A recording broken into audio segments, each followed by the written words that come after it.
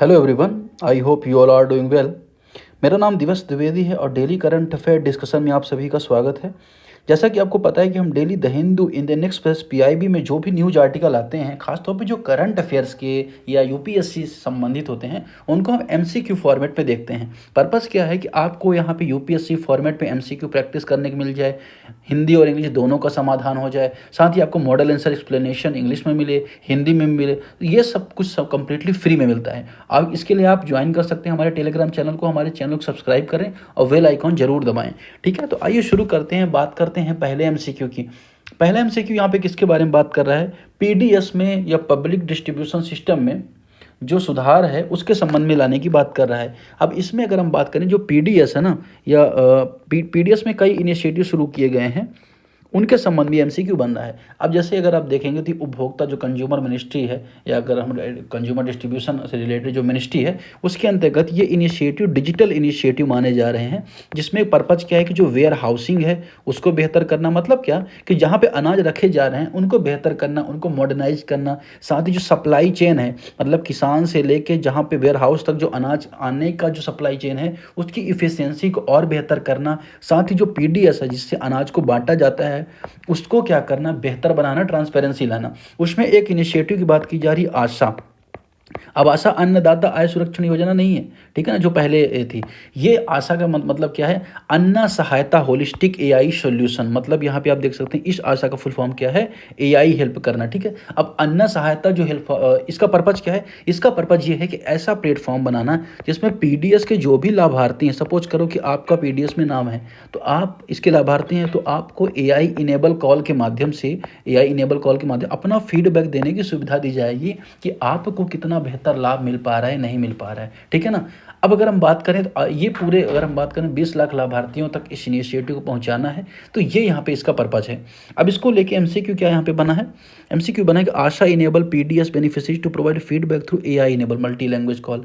Multi language है, AI enable है ना। तो मैंने जैसे आपको बताया कि पीडीएस में रिफॉर्म किस वजह से होगा यहाँ पे, तो रिफॉर्म होगा एआई या डिजिटल टेक्नोलॉजी को बढ़ाने से, तो वो यहाँ पे किया गया है। तो इसका पर्पज यही है। दूसरा, इस प्लेटफॉर्म को Badhwani foundation India AI mission के सहयोग से बनाया है। इस प्लेटफॉर्म को डेवलप किया गया Wadhwani foundation with support of India AI mission. तीसरा, ASHA directly monitor fair price shop through physical inspection team. ASHA भौतिक निरीक्षण टीम के माध्यम से क्या करती है? सीधे प्राइस की निगरानी करती है, ये यहाँ पे कहना चाह रहा है। ठीक है ना। तो ये इनिशिएटिव यहाँ पर लिया गया है। इसमें सही आंसर क्या हो जाएगा? तो अगर आप देखें सही आंसर हो जाएगा 1 और 2। यहाँ पे डायरेक्टली यहाँ पे निगरानी नहीं करती, बल्कि किसानों को, मतलब किसान मैं कह रहा हूँ, लाभार्थियों को एआई इनेबल के माध्यम से किसी भी भाषा में फीडबैक देने की सुविधा प्रदान करती है।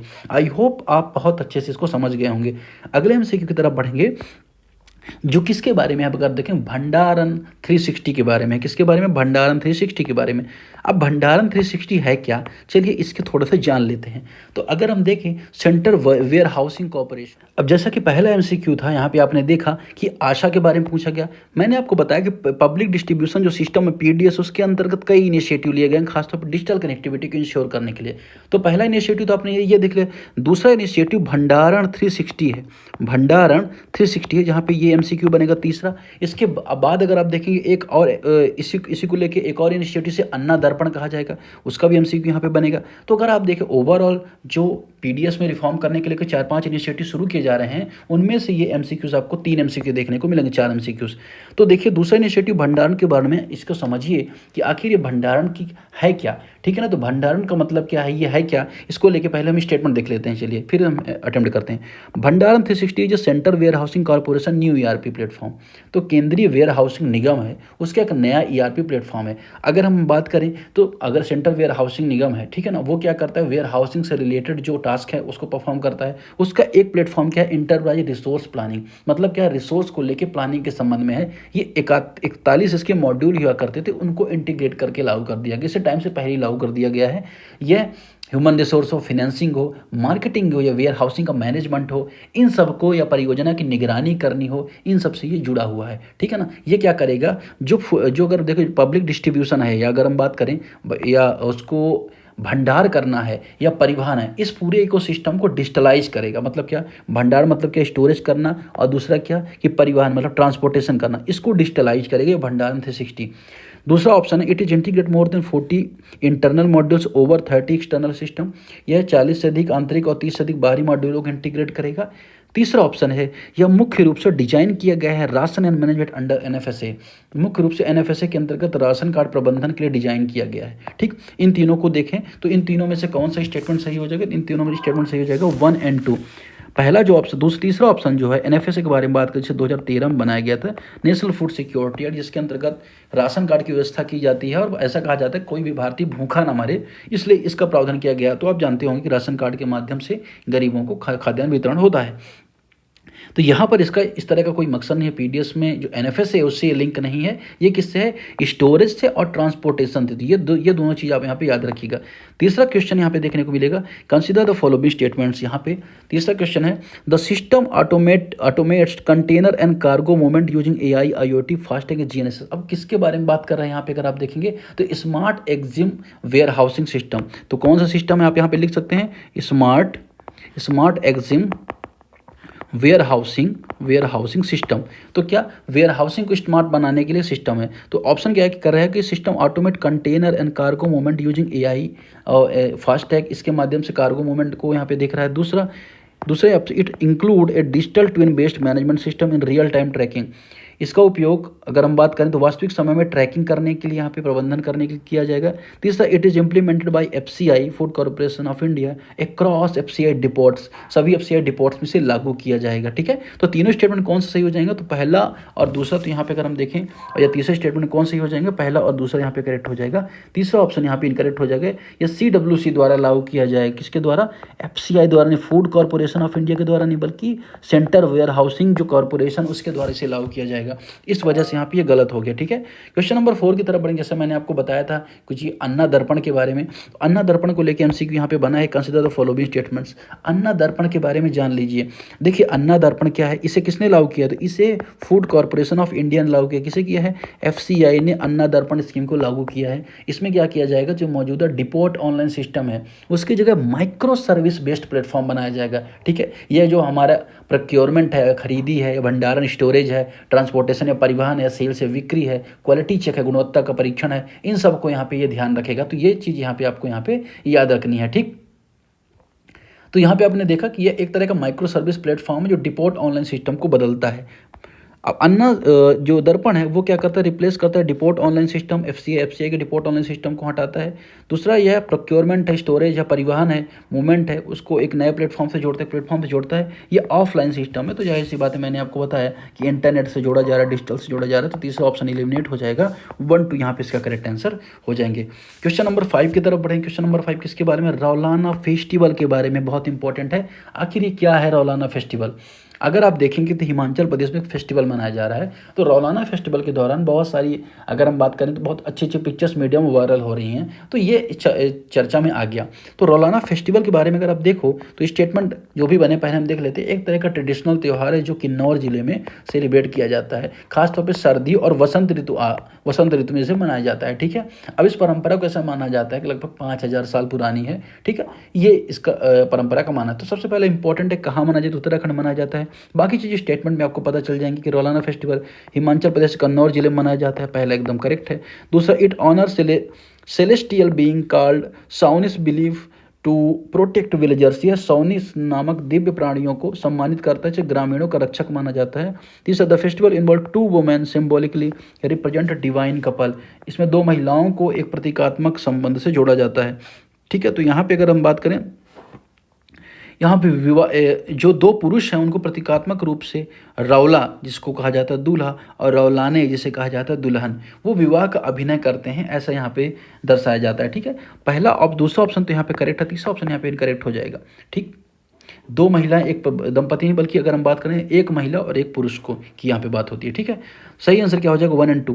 क्वेश्चन नंबर 6 की तरफ बढ़ेंगे। कंसीडर द फॉलोइंग स्टेटमेंट्स, निम्नलिखित कथन के बारे में आपको बताना है, किसके बारे में, टेट्रा क्लोरोइथाइलिन के बारे में। तो टेट्रा क्लोरोइथाइलिन है क्या, अगर आप इसके बारे में देखिए तो शोधकर्ताओं ने पाया, रिसर्च ने पाया कि जो ड्राई क्लीनिंग होती है ना, क्या ड्राई क्लीनिंग जो आप करते हैं और घरेलू उपयोग में जो टेट्राक्लोराइड इसको जब यूज करते हैं, ये शरीर को नुकसानदायक हो सकता है। अब ये जो TTH है ना, अगर हम बात करें TCH, अगर हम जो भी ऐसे कहें, तो एक तरह का कलरलेस लिक्विड है, कलरलेस है, ठीक है ना। और इसकी गंध किस तरह से होती है, तो ईथर की तरह ये स्मेल करता है, लेकिन फ्लेमेबल नहीं है। तो अगर पूछा जाए क्या ये फ्लेमेबल है टेट्राक्लोरोएथिलीन, तो फ्लेमेबल नहीं है। इसे पीसीई भी कहा जाता है, अदर नाम अगर हम बात करें, पर क्लोर भी इसे कहा जाता है। अब इससे समस्या क्या आती है, चक्कर, सिरदर्द, नींद आना, इस तरह की बहुत सारी समस्याएं होती हैं। और वातावरण में भी अगर जो इन्वायरमेंट है इसको रिले भी कंसर्न होता है, क्योंकि ये बहुत लेट डिग्रेड होता है, ठीक है, पानी में तेज़ से वाष्पित हो जाता है। तो अगर हम देखें ये सारी चीज़ है। यूज अगर हम देखें तो ग्रीस बनाने में, ड्राई क्लीन उद्योग में, केमिकल बनाने में